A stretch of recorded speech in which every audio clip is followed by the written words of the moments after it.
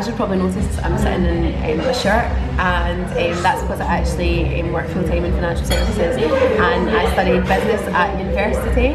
And one thing that I'm really passionate about is women empowerment and equality in business, because it's quite plain that there isn't equality, and I really do strive to achieve that. That kind of feeds into my inspiration for the brand as well, because I really want females to feel that they can choose and wear whatever they like, no matter what is on trend or no matter what people say. And that's kind of my big why behind the business, is really just to find stuff that people feel that they can express themselves with.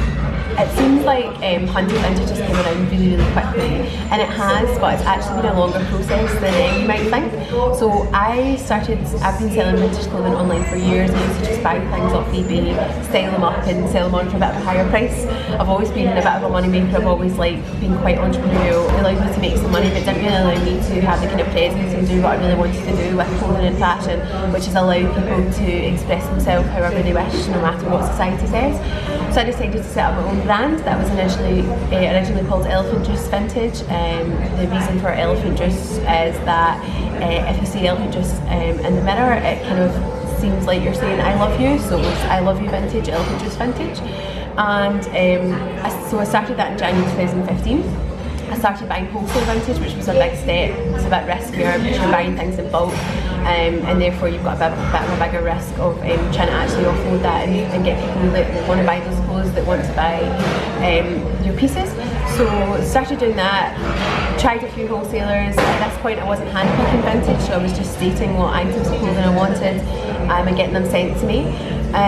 What I felt was lacking there was that I actually do have a real passion for fashion, and a real passion for vintage clothing, and I wasn't really getting the opportunity to handpick the pieces that I loved and the pieces that I wanted to give to other people.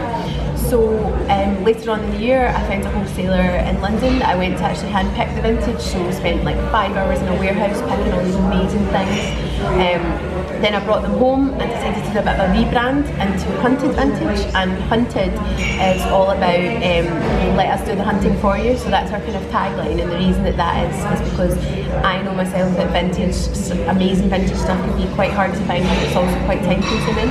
So I want to set up Hunted to do all that for people, so that they know they can come to us and find amazing pieces without actually having to spend the time doing it themselves. I feel like as a generation in the world that we're living in today, we have technology at our fingertips, and that's something that we should absolutely harness and use to our advantage. So when I am commuting on the train, I can do my social media for the brand, or I can write up plans for what's happening next, or to plan our next shoot. These things can all be done with a smartphone at your fingertips. So tips for starting a lifestyle business alongside a full-time job or a full-time commitment, such as being a mum or a carer, is really just to get out there and do it. I know that sounds really cliche and it's probably not the best tip, but it really is. Just get a plan, get something that you want to do, and just dip your toe in the water. Like, you don't need to commit every single penny you own to the business. Just try and sort out where you can pull levers. So I use some of my salary to finance my business, but I don't use it all. It would be to just do some research, speak to people. What do people want? What do people like? I would definitely recommend getting yourself up to speed with social media if you aren't already. I'm like an avid Instagram user already, so that was used to my advantage.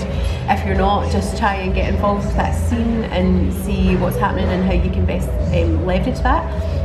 I would also get some support. Like, my first models were my friends. I was my own photographer. Don't think you have to commit loads of money to doing it. Just get out there and do it yourself.